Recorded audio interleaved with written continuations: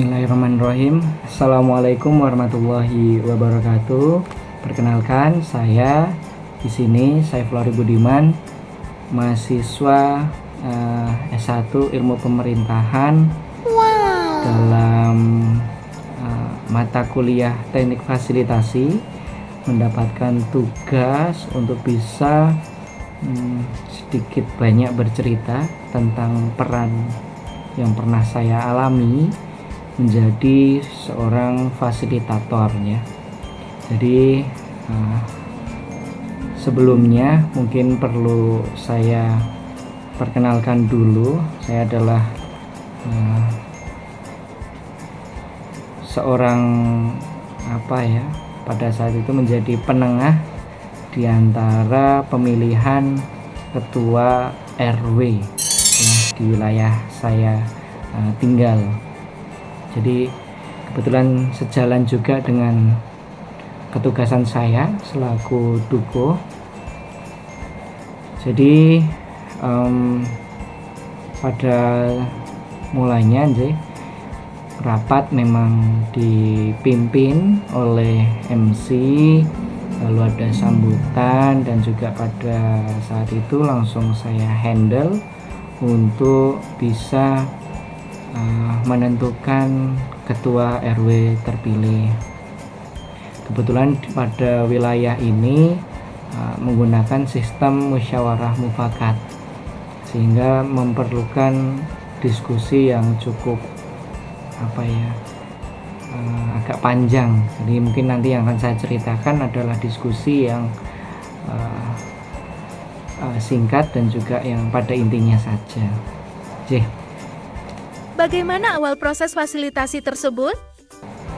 Setelah rapat dibuka, lalu musyawarah dimulai dengan tugas fungsi, lalu kriteria, dan juga bakal calon si ketua RW ini sendiri, yang mana pada tempo sebelumnya sudah disepakati untuk pemilihan bakal calon ini digunakan dengan cara suara terbanyak di masing-masing RT. Lalu singkat cerita didapatkanlah 3 bakal calon ketua RW ini sendiri. Nah, setelah itu saya selaku fasilitator memberikan argumen pendapat ya dari Bapak Ketua RT masing-masing ini mencalonkan siapa, lalu tanggapannya seperti apa. Jadi monggo dari Bapak RT 04 terlebih dahulu untuk bisa menyampaikan bakal calon dan nanti mekanismenya seperti apa, kenapa bisa mendapatkan nama calon tersebut. Lalu dijelaskan sedemikian rupa, lalu dilanjutkan dengan RT 5 juga. Lalu kami bekukan bahwasanya 3 calon ini harus bersedia seperti itu, dalam artian ketika itu nanti di musyawarah mufakat perlu persetujuan dari si bakal calon untuk siap menjadi ketua RW. Bagaimana peran seorang fasilitator?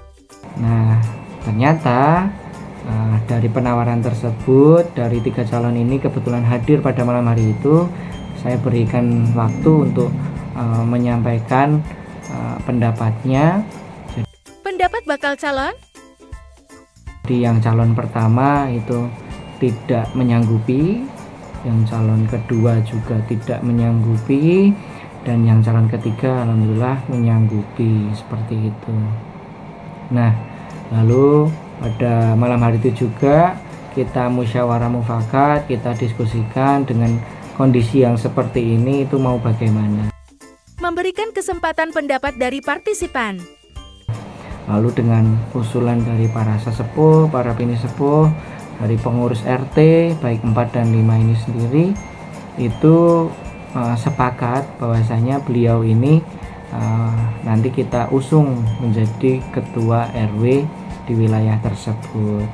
Dan kebetulan memang sudah mengisi surat kesanggupan, sehingga clear nggih, pada malam hari itu tidak banyak debat ataupun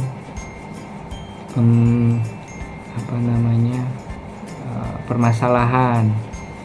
Lalu singkat cerita, rapat diakhiri dan kami berikan waktu penuh ya untuk ketua RW nanti menyusun kerangka di bawahnya. Itu pun nanti akan didiskusikan di lain waktu. Sikap seorang fasilitator. Nah, jadi dalam hal ini saya selaku fasilitator tentunya menjadi penengah di antara kedua argumen antara RT yang berseberangan ini dengan calonnya masing-masing. Jadi mungkin yang bisa diambil korelasikan dengan teknik fasilitasi ini sendiri adalah bagaimana rapat koordinasi tersebut bisa berjalan dengan lancar, di mana saya menjadi pihak netral ya, tidak memihak ke siapapun, karena di wilayah tersebut juga alhamdulillah bisa berjalan dengan kondusif, dan juga pendapat yang disampaikan sangat rasional. Terlebih juga untuk kepengurusan memang kami kemarin menyepakati karena saya berikan kesempatan dari ketua RW yang terpilih, monggo Bapak bakal calon ketua RW ini mau memilih strukturnya tersendiri atau ditambah dirapatkan dengan para pengurus yang lama, sumonggo saja. Jadi nantinya ke depan tentunya dengan kepengurusan yang sesuai dengan kemauan ketua RW terpilih itu akan lebih klop, lebih enak. Jadi itu merupakan salah satu pengalaman saya menjadi seorang fasilitator. Lalu singkat cerita setelah itu selesai kan, lalu diberikan berita acara dan nantinya akan kita submit seperti itu.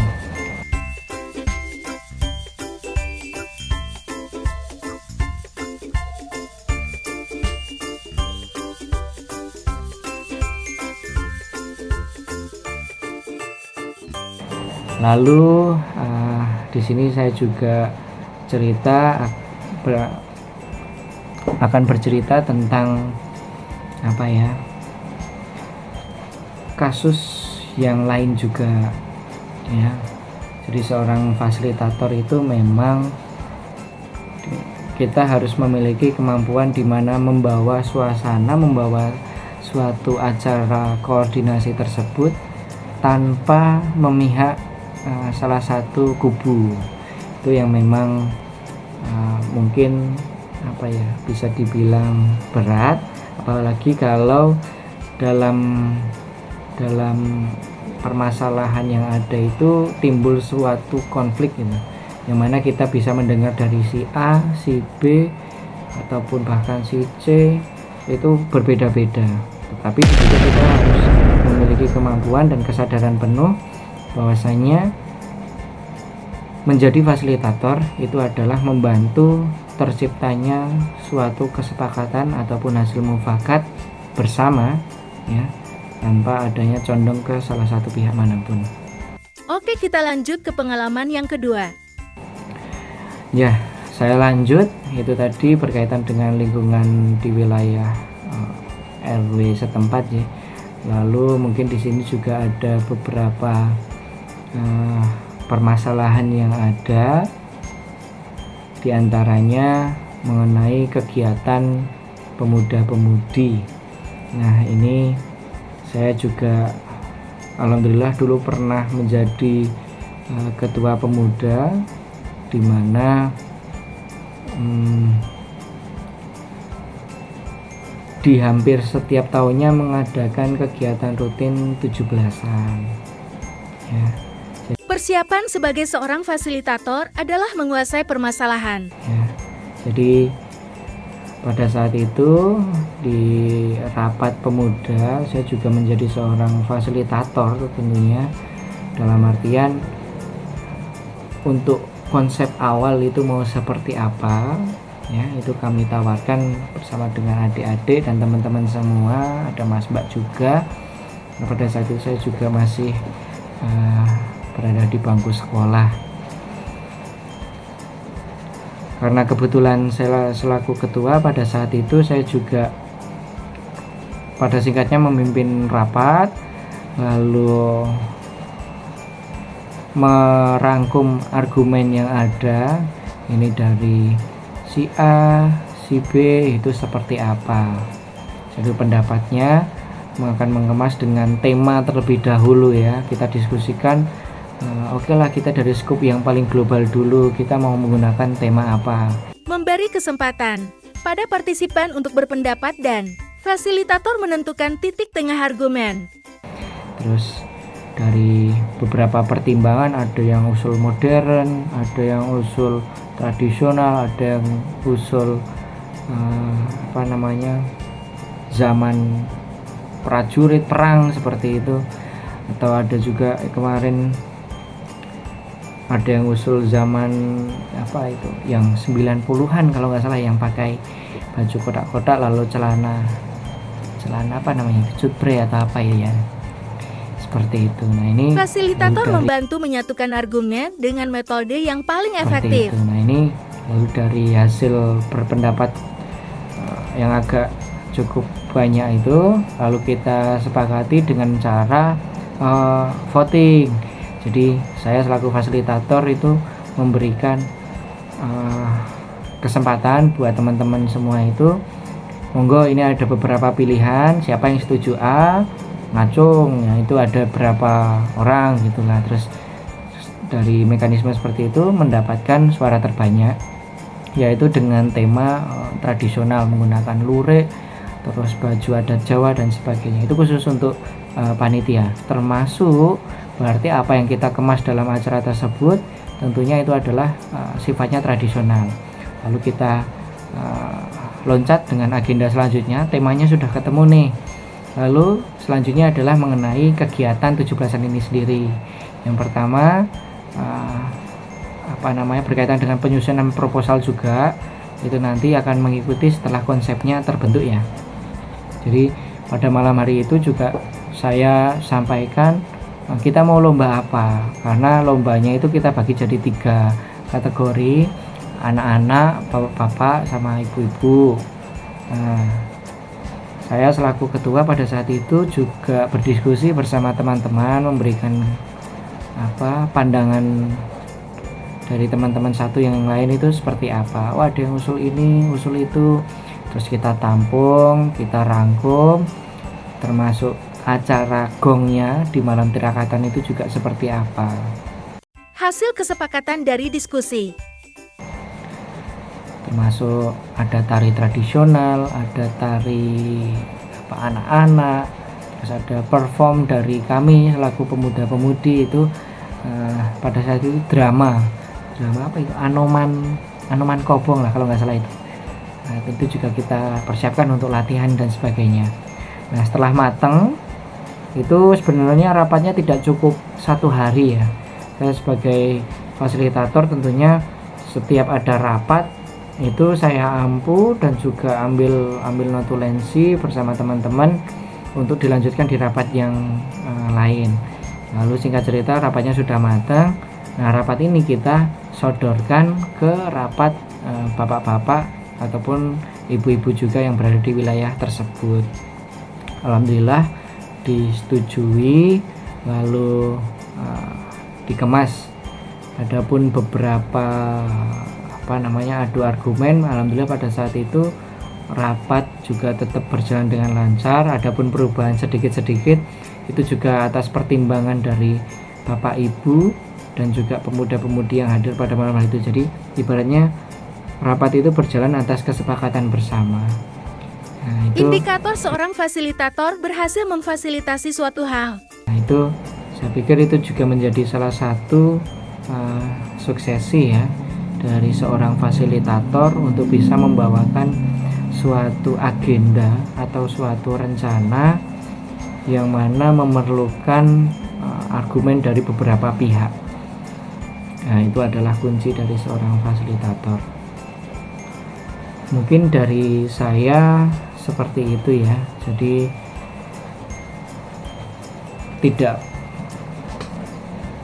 banyak yang mungkin akan saya sampaikan dalam video ini, karena kan ya paling tidak ini saya sudah rangkum dua pengalaman singkat saya menjadi seorang fasilitator di lingkup kehidupan terdekat, antaranya pemilihan ketua RW dan juga pemilihan adanya konsep ataupun acara 17-an itu sendiri untuk pemuda-pemudi.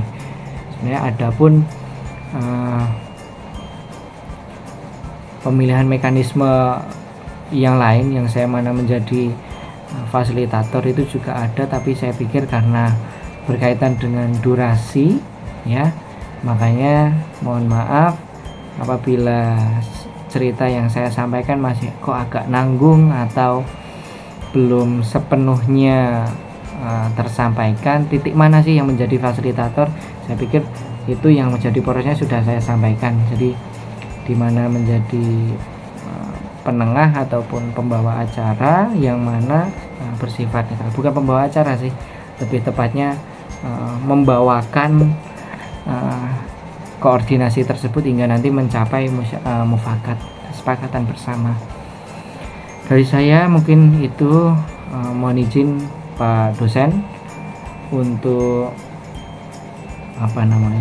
bisa diterima video yang telah saya buat. Adapun kesalahan atau tutur kata yang kurang berkenan dan saya juga harap kejadian ini tidak menyinggung dari pihak manapun, sehingga murni apa yang saya buat ini adalah untuk melengkapi ketugasan saya dalam rangka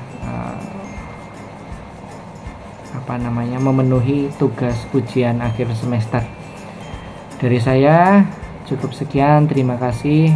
Wabillahi taufiq wal hidayah. Wassalamualaikum warahmatullahi wabarakatuh.